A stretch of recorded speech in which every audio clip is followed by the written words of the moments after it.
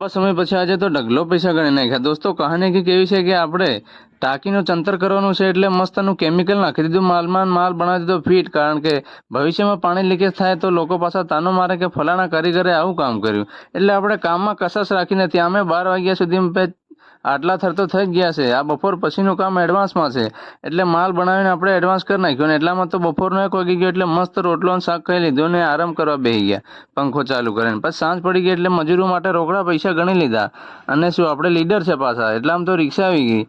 કાયમની જેમ રિક્ષામાં બેન ઉપડી ગયા ઘરે, મજા આવી ગઈ. આપણને ક્રેકજેક બિસ્કિટ ખાવાની આદત પડી ગઈ છે એટલે ક્રેકજેક બિસ્કિટ ખાઈ લીધા અને પછી નાઈને ફ્રેશ થઈને સીધો તો આરામ કરતો હતો.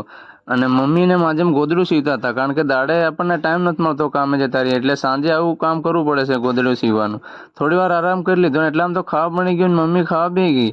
મસ્ત ભાત રોટલો અને કેરીઓનું શાક બનાવી દીધું એટલે ખાઈ લીધું. મિની લોગ યહીં ખતમ. બધાને જય Shri Ram and bye bye.